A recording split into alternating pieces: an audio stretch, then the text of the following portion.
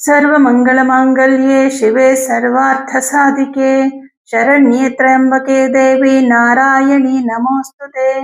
ॐ ह्रीं दुं दुर्गाये नमः। ಓಂ ಶ್ರೀ ಗುರುಭ್ಯೋ ನಮಃ. ನಮ್ಮ ಯೂಟ್ಯೂಬ್ ವಾಹಿನಿಯ ಸಮಸ್ತ ವೀಕ್ಷಕರಿಗೆ ನಿಮ್ಮ ನೇತ್ರಾವತಿ ಮಾಡುವ ನಮಸ್ಕಾರಗಳು. ವೀಕ್ಷಕರೇ, ಇದೇ ಏಪ್ರಿಲ್ ತಿಂಗಳಿಂದ ಆನ್ಲೈನ್ ಜ್ಯೋತಿಷ್ಯ ತರಗತಿ ಪ್ರಾರಂಭ ಆಗ್ತಾ ಇದೆ. ಯಾರಿಗೆಲ್ಲ ಜ್ಯೋತಿಷ್ಯ ಕಲಿಯುವಂತಹ ಆಸಕ್ತಿ ಇದೆ ಅವರು ಸ್ಕ್ರೀನ್ ಮೇಲೆ ಕಾಣಿಸ್ತಾ ಇರುವಂತಹ ನಂಬರ್ಗೆ ಕರೆ ಮಾಡಿ ಅಥವಾ ವಾಟ್ಸಪ್ ಮೆಸೇಜ್ ಮಾಡಿ ನೀವು ಕೂಡ ಜ್ಯೋತಿಷ್ಯ ಕಲಿಕೆಗೆ ಸೇರಬಹುದು. ಹಾಗೆ ಮಾರ್ಚ್ ತಿಂಗಳ ಮಾಸ ಭವಿಷ್ಯ ದ್ವಾದಶ ರಾಶಿಗಳಿಗೆ ಹೇಗಿದೆ ಅನ್ನೋದನ್ನ ಈಗ ನೋಡೋಣ. ವೃಶ್ಚಿಕ ರಾಶಿಯವರಿಗೆ ನಿಮ್ಮ ರಾಶ್ಯಾಧಿಪತಿಯು ಈ ತಿಂಗಳಲ್ಲಿ 4ನೇ ಮನೆಯಲ್ಲಿ ಇರ್ತಾರೆ. ನೋಡಿ, ಫೆಬ್ರವರಿಯಲ್ಲೆಲ್ಲ ಜನವರಿ ಫೆಬ್ರವರಿ ಟೈಮಲ್ಲಿ ನಿಮ್ಮ ರಾಶ್ಯಾಧಿಪತಿ ಆದಂತಹ ಮಂಗಳ ಗ್ರಹ ತೃತೀಯ ಭಾವದಲ್ಲಿ ತುಂಬಾ ಪ್ರಬಲನಾಗಿದ್ದ, ಅದರ ತೃತೀಯ ಭಾವದಲ್ಲಿ ಇದ್ದ.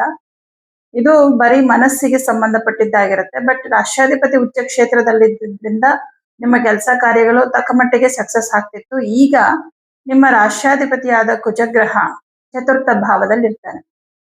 ಕುಜನು ಚತುರ್ಥದಲ್ಲಿದ್ದರೂ ಕೂಡ ಏನು ದೋಷವಿಲ್ಲ. ಕೇಂದ್ರಾಧಿಪತಿಯಾಗಿ ಕೇಂದ್ರದಲ್ಲಿದ್ದಾಗ ಅದು ಶುಭನೇ. ಆದ್ರೆ ಕುಜನ ಜೊತೆಯಲ್ಲಿ ರಾಹು ಕೂಡ ಇರ್ತಾನೆ. ಈ ಕುಜರಾಹುವಿನ ಸಂಬಂಧ ಮತ್ತೆ ಕುಜನಿಗೆ ಬುಧನ ಸಂಬಂಧ ಇದೇನ್ ತೋರಿಸುತ್ತೆ ಅಂದ್ರೆ, ನಿಮ್ಗೆ ಆರೋಗ್ಯದಲ್ಲಿ ಕೆಲವು ವ್ಯತ್ಯಾಸಗಳಾಗುವುದನ್ನ ತೋರಿಸುತ್ತೆ. ಯಾವ ತರದ್ದಂದ್ರೆ ನೋಡಿ, ಈ ಕುಜನ್ ಜೊತೆನಲ್ಲಿ ಬುಧ ಕೂಡ ಇರ್ತಾನೆ. ಸ್ವಲ್ಪ ಬಿ ಪಿ ವೇರಿಯೇಷನ್ ಆಗ್ಬಹುದು. ಯಾರಿಗೆ ಬಿ ಪಿ ಇದೆ ಅವರಿಗೆ ಸ್ವಲ್ಪ ಅಲರ್ಜಿಗಳಾಗಬಹುದು, ಇನ್ಫೆಕ್ಷನ್ ಆಗಬಹುದು. ಇನ್ಫೆಕ್ಷನ್ ಯಾವ ತರ ಬೇಕಾದ್ರೂ ಆಗಬಹುದು. ಸ್ಕಿನ್ ನಲ್ಲಿ ಅಲರ್ಜಿ ಆಗತ್ತೆ ಅಷ್ಟೇ ಅಲ್ಲ, ಕೆಲವರಿಗೆ ಥ್ರೋಟ್ ಇನ್ಫೆಕ್ಷನ್ ಆಗಬಹುದು. ಈ ತರದ ಇನ್ಫೆಕ್ಷನ್ ಪ್ರಾಬ್ಲಮ್ ಯಾರಿಗೆ ಈಗಾಗ್ಲೇ ಇದೆ ಅವ್ರಿಗೆ ಇದು ಹೆಚ್ಚಾಗಿ ಅನ್ವಯ ಆಗುತ್ತೆ. ತುಂಬಾ ಆರೋಗ್ಯವಾಗಿರೋರಿಗೆ ಇಷ್ಟೆಲ್ಲ ಏನು ಪ್ರಾಬ್ಲಮ್ ಆಗಲ್ಲ. ಸಣ್ಣ ಪುಟ್ಟದ್ದು ಅನಾರೋಗ್ಯ ಸಮಸ್ಯೆ ಬಂದು ಕ್ಲಿಯರ್ ಆಗ್ಬಿಡುತ್ತೆ. ಹಾಗಾಗಿ ಸ್ವಲ್ಪ ನಿಮ್ಮ ಆರೋಗ್ಯದ ಕಡೆಗೆ ಗಮನ ಕೊಡಿ. ಈ ತಿಂಗಳ ವಿಶೇಷ ಏನಪ್ಪಾ ಅಂದ್ರೆ, ನಿವೇಶನದ ವಿಚಾರದಲ್ಲಿ, ನಿವೇಶನ ಆಗಿರಬಹುದು, ಆಸ್ತಿ ಆಗಿರಬಹುದು, ಇವುಗಳ ವಿಚಾರದಲ್ಲಿ ಮಾರಾಟ ಮಾಡುವಂತಹ ವಿಚಾರ, ಸೇಲ್ ಮಾಡಬೇಕು, ಒಳ್ಳೆ ಬೆಲೆಗೆ ಸೇಲ್ ಆಗ್ತಾ ಇಲ್ಲ, ಈ ತರದ ಒಂದು ಸಮಸ್ಯೆ ಇರುವಂತಹವರಿಗೆ ಈ ತಿಂಗಳಲ್ಲಿ ಸೇಲ್ ಆಗುವಂತಹ ಲಕ್ಷಣಗಳು ಜಾಸ್ತಿ ಇದೆ. ಅಂದ್ರೆ ನಿಮ್ಮ ಪ್ರಾಪರ್ಟಿ ಸೇಲ್ ಆಗುವುದರ ಬಗ್ಗೆ ಒಳ್ಳೆಯ ಸೂಚನೆಗಳು ಈ ಒಂದು ತಿಂಗಳಲ್ಲಿ ಕಂಡು ಬರುತ್ತೆ. ಹಾಗೆ ನಿಮ್ಮ ರಾಷ್ಟ್ರಾಧಿಪತಿ ಜೊತೆನಲ್ಲಿ ರಾಹು ಇರೋದ್ರಿಂದ ತುಂಬಾ ನೆಗೆಟಿವ್ ಆಲೋಚನೆಗಳು ಬರುತ್ತೆ. ಯಾವಾಗ ರಾಷ್ಟ್ರಾಧಿಪತಿಗೆ ರಾಹು ಶತ್ರುವಾಗಿ ಜೊತೆಲಿ ಇರ್ತಾನೋ ಆಗ ರಾಹು ಏನ್ ಮಾಡ್ತಾನೆ ಅಂದ್ರೆ ನೆಗೆಟಿವ್ ಆಲೋಚನೆಗಳನ್ನ ಜಾಸ್ತಿ ಮಾಡ್ತಾನೆ. ಬುಧ ಮತ್ತೆ ಮಂಗಳ ಒಂದೇ ಮನೆಯಲ್ಲಿದ್ರೆ ಅವರ ಸ್ವಭಾವನೇ ತುಂಬಾ ನೆಗೆಟಿವ್ ಆಗಿ ಯೋಚನೆ ಮಾಡೋದಾಗಿರುತ್ತೆ. ಅಂದ್ರೆ ಅವ್ರ ಮೈಂಡ್ ಎರಡೆರಡು ತರ ಯೋಚನೆ ಮಾಡ್ತಾ ಇರುತ್ತೆ. ಅದನ್ನ ಏನ್ ಮಾಡ್ತಾನೆ ರಾಹು, ಇನ್ನೂ ಜಾಸ್ತಿ ಮಾಡ್ಬಿಡ್ತಾನೆ. ತುಂಬಾ ಕನ್ಫ್ಯೂಷನ್ಸ್. ನಿಮ್ಗೆ ಏನ್ ಮಾಡ್ಬೇಕು, ಏನ್ ಡಿಸಿಷನ್ ತಗೋಬೇಕು ಅಂತ ಗೊತ್ತಾಗ್ತಿಲ್ಲ. ಸಿಕ್ಕಾಪಟ್ಟೆ ಗೊಂದಲಗಳು, ಭವಿಷ್ಯದ ಬಗ್ಗೆ ಆತಂಕ, ನಿಮ್ಮ ಆರೋಗ್ಯದ ಬಗ್ಗೆ ಆತಂಕ, ತುಂಬಾ ಆತಂಕದಲ್ಲೇ ಇರ್ತೀರ. ಎಲ್ಲೋ ಒಂದ್ ಕಡೆ ನಿಮ್ಮ ಒಂದು ಧೈರ್ಯ ಕುಗ್ಗುತ್ತಾ ಇದೆ ಅನ್ನೋ ತರ ನಿಮ್ಗಾಗುತ್ತೆ. ಆದ್ರೆ ಆತಂಕ ಪಡಬೇಡಿ, ತುಂಬಾ ಧೈರ್ಯವಾಗಿರಿ. ಇಲ್ಲಿ ಕುಜನನ್ನ ರಾಹು ಪೀಡಿಸ್ತಿರುವಾಗ ನೀವು ಕುಜನಿಗೆ ಹೆಚ್ಚು ಪರಿಹಾರ ಮಾಡಿಕೊಂಡಿದ್ದಲ್ಲಿ ರಾಹುವಿನ ಪ್ರಭಾವ ತಾನಾಗೆ ಕಮ್ಮಿ ಆಗುತ್ತೆ. ಅದು ಹಾಗೆ ಅಲ್ವಾ? ಈಗ ನಾವಾದ್ರೂ ಅಷ್ಟೇನೆ, ಒಳ್ಳೆ ದಾರಿಯಲ್ಲಿ ಹೋಗ್ತಾ ಇರುವಂತಹ ಮನುಷ್ಯರನ್ನ ಪೀಡಿಸೋರು, ಕಾಡಿಸೋರು ಎಷ್ಟೊಂದ್ ಜನ ಇರ್ತಾರೆ. ಹಾಗಂತ ನಾವೇನ್ ಮಾಡ್ತೀವಿ, ಅವರನ್ನ ಇಗ್ನೋರ್ ಮಾಡ್ತಾ ಇರ್ತೀವಿ. ನಾವು ತುಂಬಾ ಪ್ರಬಲರಾಗಿ ಮುಂದೆ ಹೋಗೋದನ್ನ ನೋಡ್ತಾ ಇರ್ತೀವಿ. ಇದೇ ತರ ಗ್ರಹಗಳಲ್ಲೂ ಕೂಡ ಶತ್ರುತ್ವ ಇದೆ. ಒಂದು ಶತ್ರು ಗ್ರಹ ಇನ್ನೊಂದು ಗ್ರಹಕ್ಕೆ ತೊಂದರೆ ಮಾಡ್ತಾ ಇರುತ್ತೆ. ಅದೇ ಈ ಗ್ರಹದ ಕಾಲ ಬಂದಾಗ ಅದು ವಾಪಸ್ ಆ ಗ್ರಹಕ್ಕಾಗತ್ತೆ. ಹಾಗಾಗಿ ಪರಿಹಾರಗಳನ್ನ ಮಾಡ್ಕೊಳ್ಳಿ, ಆತಂಕ ಬೇಡ.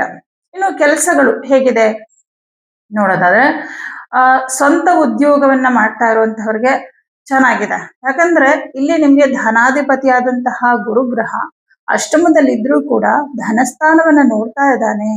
ಹಾಗೆ ನಿಮ್ಮ ರಾಷ್ಟ್ರಾಧಿಪತಿ ಚತುರ್ಥ ಭಾವದಲ್ಲಿದ್ದು ಅವನ ಜೊತೆಯಲ್ಲಿ ರವಿ ಕೂಡ ಸ್ಥಿತನಾಗಿರೋದ್ರಿಂದ ನಿಮ್ಮ ಒಂದು ಸ್ವಂತ ಉದ್ಯೋಗದಲ್ಲಿ ನೀವು ಅನ್ಕೊಂಡಂತಹ ಎಲ್ಲಾ ಕೆಲಸಗಳು ಕೂಡ ಸಕ್ಸಸ್ ಆಗುತ್ತೆ. ಸಪ್ತಮಾಧಿಪತಿ ಶುಕ್ರ ಗ್ರಹ ಅವನು ಪಂಚಮದಲ್ಲಿ ಉಚ್ಚ ಕ್ಷೇತ್ರದಲ್ಲಿ ಸ್ಥಿತನಾಗಿರೋದ್ರಿಂದ ಪಾರ್ಟ್ನರ್ಶಿಪ್ ಅಲ್ಲಿ ಬಿಸ್ನೆಸ್ ಮಾಡೋರಿಗೆ ಬಹಳ ಚೆನ್ನಾಗಿದೆ. ಅಂದ್ರೆ ನಾರ್ಮಲ್ ಆಗಿ ನೀವೇ ಓನ್ ಆಗಿ ಬಿಸ್ನೆಸ್ ಮಾಡ್ತಾ ಇದ್ದೀರಾ ಅನ್ನೋದಕ್ಕಿಂತನೂ ಪಾರ್ಟ್ನರ್ಶಿಪ್ ಅಲ್ಲಿ ಬಿಸ್ನೆಸ್ ಮಾಡೋರಿಗೆ ಜಾಸ್ತಿ ಆದಾಯ ಇದೆ ಅಂತ ಹೇಳ್ಬೋದು. ತೃತೀಯ ಭಾವಾಧಿಪತಿ ಈಗ ಆಲ್ರೆಡಿ ಪಂಚಮದಲ್ಲಿದ್ದು ಸಪ್ತಮಾಧಿಪತಿಯ ಒಂದು ಯುತಿಯನ್ನ ಪಡ್ಕೊಂಡಿರ್ತಾನೆ. ಹಾಗಾಗಿ ಮನಸ್ಸಿನಲ್ಲಿ ಹಳೆ ವಿಚಾರಗಳು ತುಂಬಾ ಕಾಡುವಂತದ್ದಾಗುತ್ತೆ. ಸ್ನೇಹಿತರ ವಿಚಾರ, ಮಿತ್ರರ ವಿಚಾರದಲ್ಲಿ, ಬಂಧುಗಳ ವಿಚಾರದಲ್ಲಿ ಸ್ವಲ್ಪ ಬೇಸರಗಳು ಕಂಡು ಬರುತ್ತೆ. ಬಂಧುಗಳ ನಡವಳಿಕೆಗಳು, ಅವರು ನಡ್ಕೊಳ್ತಾ ಇರುವಂತಹ ರೀತಿ, ಇದೆಲ್ಲ ನಿಮ್ಗೆ ತುಂಬಾ ಒಂಥರ ಇವ್ರು ಯಾರು ಬೇಡ ನನ್ಗೆ ಅನ್ನೋ ತರ ಅನ್ಸೋದಕ್ಕೆ ಶುರುವಾಗತ್ತೆ. ಅವರಲ್ಲಿ ಇರ್ತಕ್ಕಂತಹ, ಇವಾಗ ನಿಮ್ ಬಗ್ಗೆ ಏನೋ ಕೆಲವರು ನಿಮ್ಮ ಬಗ್ಗೆ ತುಂಬಾ ನೆಗೆಟಿವ್ ಯೋಚನೆಗಳನ್ನ ಇಟ್ಕೊಂಡಿರ್ತಾರೆ. ಅಂದ್ರೆ ನಿಮ್ ಬಗ್ಗೆ ಹೊಟ್ಟೆ ಕಿಚ್ಚು, ದ್ವೇಷ ಇದನ್ನ ಇಟ್ಕೊಂಡಿರ್ತಾರೆ. ಆದ್ರೆ ಅದನ್ನ ಅವರು ಮುಚ್ಚಿಟ್ಕೊಂಡೇ ಇರ್ತಾರೆ. ಒಂದು ಟೈಮ್ ಬಂದಾಗ ಅವ್ರು ಅದನ್ನ ಹೊರಗಡೆ ತೋರ್ಸ್ಕೊಳ್ತಾರೆ, ಹಳೆಯ ವಿಚಾರಗಳನ್ನೆಲ್ಲ ತೆಗೆದು. ಆವಾಗ ನಿಮ್ಗೆ ಗೊತ್ತಾಗುತ್ತೆ ಇವ್ರಿಗೆ ಇಷ್ಟೊಂದು ನಮ್ಮ ಮೇಲೆ ದ್ವೇಷ ಇರುತ್ತೆ ಅಂತೇಳಿ. ಹಾಗಾಗಿ ಈ ತರದ್ದು ಒಂದಷ್ಟು ಸನ್ನಿವೇಶಗಳು ಮನಸ್ಸನ್ನ ತುಂಬಾ ಡಿಸ್ಟರ್ಬ್ ಮಾಡುತ್ತೆ. ಬಟ್ ಇದಕ್ಕೆಲ್ಲ ತುಂಬಾ ತಲೆ ಕೆಡ್ಸ್ಕೋಬೇಡಿ. ಯಾರೇ ಸಂಬಂಧಿಕರು ಏನೇ ಇದ್ರೂ ಕೂಡ ಕೊನೆಯಲ್ಲಿ ನಮ್ ಜೊತೆ ಯಾರು ಬರಲ್ಲ. ಇದೇ ಸತ್ಯ ಅಲ್ವಾ? ಕಹಿಯಾದ್ರೂ ಕೂಡ ಇದು ಪರಮ ಸತ್ಯ. ಕುಟುಂಬವನ್ನ ಕಾಪಾಡ್ಕೊಳ್ಳಿ. ಯಾಕಂದ್ರೆ ಕುಟುಂಬದಲ್ಲಿ ನೆಮ್ಮದಿ ಇರುತ್ತೆ, ಸಮಾಧಾನ ಇರುತ್ತೆ, ಬಾಂಧವ್ಯ ಇರುತ್ತೆ. ಹೊರಗಿನ ಹೊರಗಿನ ಪ್ರಪಂಚದಲ್ಲಿ ಎಲ್ಲರೂ ನಮ್ಮವರಾಗ್ಬೇಕು ಅಂತ ಅನ್ಕೊಂಡ್ರೆ ಸಾಧ್ಯನೇ ಇಲ್ಲ. ಎಷ್ಟೋ ಜನಕ್ಕೆ ನೀವು ಹಾಳಾದ್ರೆ ಮಾತ್ರ ಅವ್ರು ಖುಷಿಯಾಗಿರ್ತಾರೆ ನಿಮ್ ಜೊತೆ. ಹಾಗಂತ ನೀವು ಹಾಳಾಗೋದಕ್ಕಾಗತ್ತಾ? ನಿಮ್ಮ ಕೆಲಸ ಕಾರ್ಯಗಳೆಲ್ಲ ನಿಲ್ಸಿ ನೀವು ಬೀದಿಗೆ ಬರಕ್ಕಾಗತ್ತಾ? ಎಲ್ಲರ ಇಷ್ಟಗಳನ್ನ ನೀವು ಈಡೇರಿಸೋದಕ್ಕೆ ಆಗೋದೇ ಇಲ್ಲ. ಎಲ್ಲರೂ ಮೆಚ್ಚೋ ತರ ನೀವು ಬದುಕೋಕ್ಕೂ ಆಗೋದಿಲ್ಲ. ಪರಮಾತ್ಮನನ್ನೇ ಮೆಚ್ಚಲ್ಲ ಜನಗಳು, ಆ ದೇವರನ್ನೇ ಬೈತಾರೆ. ಅವ್ರಿಗೆ ಏನಾದ್ರು ಒಂಚೂರು ಸಮಸ್ಯೆ ಬಂತು ಅಂದ್ರೆ ದೇವ್ರನ್ನ ಬೈತಾರೆ. ಅದೇ ಒಳ್ಳೇದಾದಾಗ ಥ್ಯಾಂಕ್ಸ್ ಹೇಳೋದೇ ಇಲ್ಲ ದೇವರಿಗೆ. ಇಂಥವರು ಇದ್ದಾರೆ. ಹಾಗಾಗಿ ಅದ್ರ ಬಗ್ಗೆ ತಲೆ ಕೆಡಿಸ್ಕೋಬೇಡಿ. ಇನ್ನು 6ನೇ ಮನೆ ಅಧಿಪತಿ ನಿಮ್ಗೆ ಮಂಗಳನೇ ಆಗಿ ರವಿ ಜೊತೆ ಕೂತ್ಕೊಂಡಿರ್ತಾನೆ. ಹಾಗಾಗಿ ಖಾಸಗಿ ಕಂಪನಿಗಳಲ್ಲಿ ಕೆಲಸ ಮಾಡ್ತಕ್ಕಂಥವ್ರಿಗೆ ತುಂಬಾ ಚೆನ್ನಾಗಿದೆ. ನಿಮ್ಮ ಕೆಲಸದಲ್ಲಿ ಅಭಿವೃದ್ಧಿ ಎಲ್ಲವೂ ಇದೆ. ಸ್ವಲ್ಪ ಬದಲಾವಣೆಗಳಾಗುತ್ತೆ. ಯಾಕಂದ್ರೆ 6ನೇ ಮನೆ ಅಧಿಪತಿ ಜೊತೆನಲ್ಲಿ ರಾಹು ಇರೋದ್ರಿಂದ ಒಂದು ಸ್ವಲ್ಪ ಬದಲಾವಣೆಗಳಾಗುತ್ತೆ. ಬದಲಾವಣೆ ಆಗಿದ ತಕ್ಷಣ ನಿಮ್ಗೆ ಆತಂಕ ಆಗುತ್ತೆ, ಅಯ್ಯೋ ಏನ್ ಚೇಂಜಸ್ ಆಗುತ್ತಂತ. ಆತರ ಏನಿಲ್ಲ, ಮಾಡ್ಕೊಂಡು ಹೋಗ್ತೀರಾ, ಏನು ಕಷ್ಟ ಆಗಲ್ಲ. ಇನ್ನು ನಿಮಗೆ ದಶಮಾಧಿಪತಿ ರವಿ ಗ್ರಹ 14ನೇ ತಾರೀಕುವರೆಗೂ ಚತುರ್ಥದಲ್ಲಿ ಇರ್ತಾನೆ. ಅಲ್ಲಿವರೆಗೂ ತುಂಬಾ ಚೆನ್ನಾಗಿದೆ, ಏನು ಪ್ರಾಬ್ಲಮ್ ಇಲ್ಲ. ನಿಮ್ ಕೆಲಸ ಕಾರ್ಯಗಳು ಎಲ್ಲಾದ್ರಲ್ಲೂ. ಹಾಗೆ ನಿಮ್ಗೆ ಏನೇ ಒಂದು ಆತಂಕ ಬಂದ್ರು ಇನ್ನೊಂದು ಟೈಮಲ್ಲಿ ನಿಮಗೆ ಧೈರ್ಯ ಕೊಟ್ಬಿಡ್ತಾನೆ ಸೂರ್ಯಗ್ರಹ. ಯಾಕಂದ್ರೆ ರಾಹುವಿನೊಟ್ಟಿಗೂ ಹೋರಾಟ ಮಾಡುವ ಒಂದು ಶಕ್ತಿಯನ್ನ ಹೊಂದಿರುವಂತವನು ಸೂರ್ಯಗ್ರಹ ಆಗಿರ್ತಾನೆ. ಹಾಗಾಗಿ ಒಂದ್ಸಲ ಆತಂಕ ಆಗ್ಬೋದು, ಮತ್ತೊಂದ್ಸಲ ಕಾನ್ಫಿಡೆನ್ಸ್ ಜಾಸ್ತಿ ಆಗುತ್ತೆ. ಹಾಗಾಗಿ 14ನೇ ತಾರೀಕುವರೆಗೂ ನಿಮ್ ಕೆಲಸ ಕಾರ್ಯಗಳು ಎಲ್ಲಾದ್ರಲ್ಲೂ ಚೆನ್ನಾಗಿರುತ್ತೆ. ಬಟ್ 15ನೇ ತಾರೀಕಿಗೆ ಸೂರ್ಯನು ಮೀನರಾಶಿ ಪ್ರವೇಶ ಮಾಡ್ತಾನೆ. ಮೀನರಾಶಿ ಪ್ರವೇಶ ಮಾಡಿದ್ಮೇಲೆ ಸೂರ್ಯ ಏನಾಗ್ತಾನೆ, ಶನಿ ಒಟ್ಟಿಗೆ ಸೇರ್ಕೊಳ್ತಾನೆ, ಅಂದ್ರೆ ಶತ್ರುವಿನ ಜೊತೆಯಲ್ಲಿ. ಈ ರಾಹು ಸಿಂಗಲ್ ಆಗ್ತಾನೆ. ಅಂದ್ರೆ ಸಿಂಗಲ್ ಅಂದ್ರೆ ರಾಹುವಿಗೆ ಕುಜ ಸಿಂಗಲ್ ಆಗ್ತಾನೆ. ಯಾಕಂದ್ರೆ ಕುಜನಿಗೆ ರಾಹುನು ಶತ್ರುನೆ, ಬುಧನು ಶತ್ರುನೆ. ಅದ್ರಲ್ಲಿ ಮುಖ್ಯವಾಗಿ ಕುಜ ರಾಹು ಕಾಂಬಿನೇಷನ್ ಅಂತ ಬಂದಾಗ ಇಲ್ಲಿ ಕುಜನಿಗಿಂತ ಪವರ್ ರಾಹುನೆ. ರಾಹು ಸ್ವತಂತ್ರ ಗ್ರಹ, ಅವನಷ್ಟೇ ಪ್ರಬಲವಾದ ಗ್ರಹ, ಅವನಿಗಿಂತ ಜಾಸ್ತಿ ಪ್ರಬಲವಾದ ಗ್ರಹ ಅಂತಂದ್ರೆ ಅದು ಶನಿ ಮತ್ತೆ ರವಿ ಮಾತ್ರ. ಇನ್ ಬೇರೆ ಗ್ರಹಗಳು ರಾಹು ಜೊತೆ ಇದ್ರೆ ಅವರು ವೀಕ್ ಆಗ್ಬಿಡ್ತಾರೆ. ಹಾಗಾಗಿ ಏನಾಗುತ್ತೆ, 14ನೇ ತಾರೀಕು ನಂತರದ ದಿನಗಳಲ್ಲಿ ನಿಮ್ಮ ಕೆಲಸಗಳಲ್ಲಿ ಸ್ವಲ್ಪ ಅಡೆತಡೆಗಳು, ನಿಮ್ಮ ಮೇಲಧಿಕಾರಿಗಳಿಂದ ಕಿರಿಕಿರಿಗಳು, ಮತ್ತೆ ಕೆಲಸ ಕಂಪ್ಲೀಟ್ ಆಗಲ್ಲ, ಪೆಂಡಿಂಗ್ ಆಗತ್ತೆ, ನಿಧಾನ ಆಗತ್ತೆ. ಯಾಕಂದ್ರೆ ಜಯಸ್ಥಾನಾಧಿಪತಿ ಅಂದ್ರೆ ಕಂಪ್ಲೀಟ್ ಮಾಡೋನೆ 10ನೇ ಮನೆ ಅಧಿಪತಿ. ಅವನು ಹೋಗಿ ಶನಿ ಮನೇಲಿ ಕೂತ್ಕೊಂಡಾಗ, ಶನಿ ಜೊತೆನಲ್ಲಿ ಕೂತ್ಕೊಂಡಾಗ ಶನಿ ಕಂಪ್ಲೀಟ್ ಮಾಡಕ್ಕೆ ಬಿಡಲ್ಲ. ವಿಘ್ನಗಳು ಪದೇ ಪದೇ ಬರುತ್ತೆ. ಅದಕ್ಕೆ ತುಂಬಾ ಇಂಪಾರ್ಟೆಂಟ್ ಕೆಲಸಗಳು ಅಂತ ಏನಾದ್ರು ಇದ್ರೆ, ನಿಮ್ಮ ಒಂದು ಪ್ರಾಪರ್ಟಿ ವಿಚಾರವಾಗಿ ವೈಯಕ್ತಿಕ ಕೆಲಸಗಳು ಅಂತ ಏನಾದ್ರು ತುಂಬಾ ಇಂಪಾರ್ಟೆಂಟ್ ಕೆಲಸಗಳಿತ್ತು ಅಂದ್ರೆ ಅದನ್ನ ಲೇಟ್ ಮಾಡಬೇಡಿ. ಸೂರ್ಯ 4ನೇ ಮನೇಲಿ ಇರೋದ್ರ ಒಳಗಡೆ ಅದನ್ನ ಮಾಡ್ಕೊಂಡ್ಬಿಡಿ. 15ನೇ ತಾರೀಕು ಒಳಗಡೆ ಮಾಡ್ಕೊಂಡ್ಬಿಡಿ. 15ನೇ ತಾರೀಕು ಮೇಲೆ ನಿಮ್ಮ ಕೆಲಸಗಳು ಹಾಗೇ ನಿಂತು ಹೋಗ್ಬಿಡುತ್ತೆ, ಸ್ಟಕ್ ಆಗ್ಬಿಡುತ್ತೆ. ಹಾಗಾಗಿ ಲಾಭಾಧಿಪತಿಯಾದಂತಹ ಬುಧ ಗ್ರಹ ಚತುರ್ಥದಲ್ಲಿದ್ದಾನೆ.